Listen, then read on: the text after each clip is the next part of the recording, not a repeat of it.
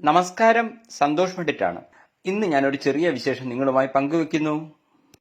എൻ്റെ 12ാമത്തെ cinema Kerala live shooting ആരംഭിച്ചിരിക്കുകയാണ്. കേരളത്തിലും പുറത്തുമായി ഭംഗിയായ ഷൂട്ടിംഗ് നടന്നു വരികയാണ്.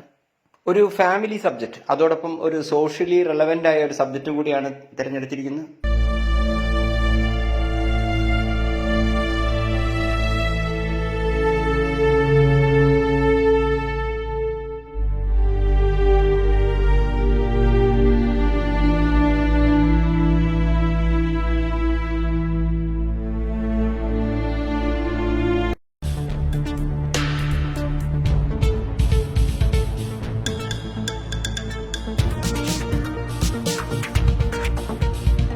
ഏതാണ്ട് ഈ സിനിമയുടെ ഒരു സ്റ്റോറി എങ്ങനെയാന്ന് വെച്ച് കഴിഞ്ഞാൽ, ഇപ്പോൾ ഒരു 5 വർഷത്തിന് ശേഷം കേരള സംസ്ഥാനത്തിന്റെ അവസ്ഥ, അതായത് ഞാൻ ഉദ്ദേശിക്കുന്നത് പ്രവാസികൾ മൊത്തം ഇപ്പോൾ കേരളത്തിലേക്ക് തിരിച്ചു വന്നാൽ ഇപ്പോൾ സ്വദേശിവൽക്കരണം പല രാജ്യങ്ങളിലും നടന്നുകൊണ്ടിരിക്കുകയാണ്.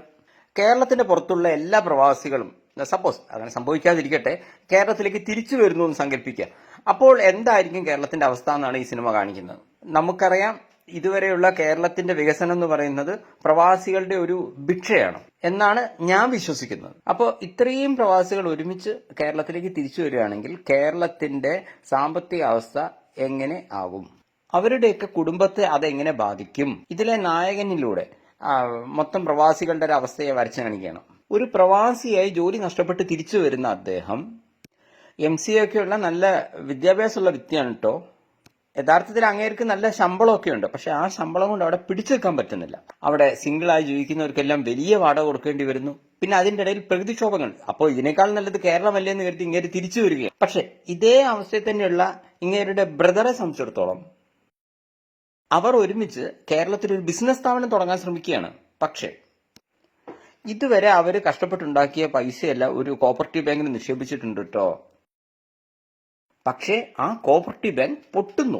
നായകന്റെ ഏട്ടൻ മുമ്പ് ഭാര്യയുടെ സ്വർണം ഒക്കെ വിറ്റ് കിട്ടിയ പണമാണ് ഈ കോപ്പറേറ്റീവ് ബാങ്കിൽ നിക്ഷേപിച്ചത്. പൈസ മൊത്തം നഷ്ടപ്പെടുന്നു. അങ്ങനെ നഷ്ടപ്പെട്ട പൈസ ആയതുകൊണ്ട് ഏടത്തിയമ്മ ഭയങ്കര പ്രശ്നം ഉണ്ടാക്കുന്നു. ഏട്ടനെ വീട്ടിൽ നിൽക്കാൻ പറ്റാത്ത അവസ്ഥ വരികയും വീട്ടിൽ നിന്ന് ഇറങ്ങി പോവുകയും ചെയ്യുന്നു. രക്ഷയില്ലാതെ ഈ നായകന്റെ ബ്രദർ വീണ്ടും ഗൾഫിൽ പോയി സ്വർണ്ണ കള്ളക്കടത്ത് നടത്താൻ തീരുമാനിക്കുന്നു. 1-2 പ്രാവശ്യമൊക്കെ ഈ സ്വർണ്ണ കള്ളക്കടത്ത് ഓക്കെ, കാരണം പെട്ടെന്ന് പൈസ ഉണ്ടാക്കാൻ അങ്ങേര് നോക്കിയതാണ് കേട്ടോ. കേരളത്തിലൊരു എയർപോർട്ടാണ് സ്വർണ്ണപ്പൂർ എന്നൊരു എയർപോർട്ട്. ഇതൊരു സാങ്കല്പിക എയർപോർട്ടാണ് കേട്ടോ.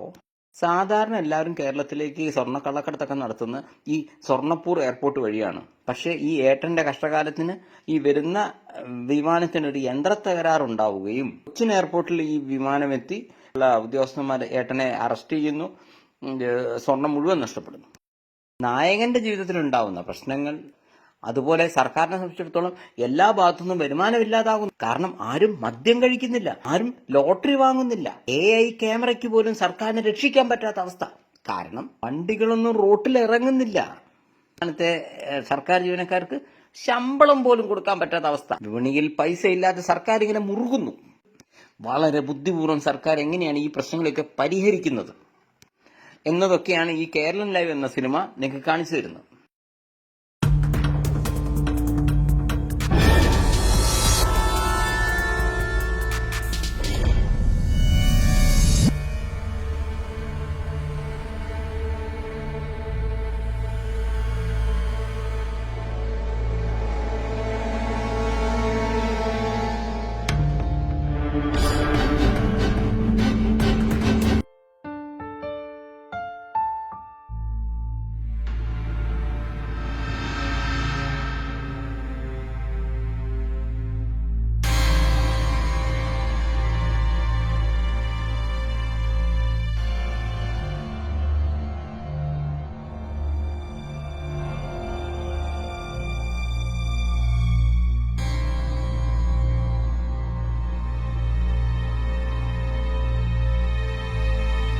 അറിയാലോ, മുൻകാലങ്ങളിലൊക്കെ കേരളത്തിലെ ദുരന്തങ്ങൾ വിട്ട് ഇവിടെ ഒരുപാട് നിർമ്മാതാക്കൾ കോടീശ്വരന്മാരായിട്ടുണ്ട്. കൊറോണയായാലും നിപ്പയായാലും ഇനി ഏതെങ്കിലും ഫേമസ് കൊലപാതകങ്ങളായാലും അതെല്ലാം വിറ്റ് ഇവിടെ എല്ലാവരും പൈസയാക്കുന്നുണ്ട്. അപ്പം ഞാൻ വിചാരിച്ചു, ഇനി ഭാവിയിൽ ഉണ്ടാവുന്ന ഒരു ദുരന്തം ഞാൻ മുൻകൂറായി വിറ്റ് ഇപ്പം തന്നെ പൈസ ആക്കിയാലോ എന്ന് ആലോചിക്കുകയാണ്. അത് പ്രവാസികളൊക്കെ സ്വദേശിവൽക്കരണത്തിന്റെ ഭാഗമായി തിരിച്ച് കേരളത്തിലേക്ക് വന്ന കേരളത്തിന്റെ അവസ്ഥ എന്ത്? അപ്പം എല്ലാവരും മാക്സിമം എന്നെ സപ്പോർട്ട് ചെയ്യണം. നന്ദി, നമസ്കാരം.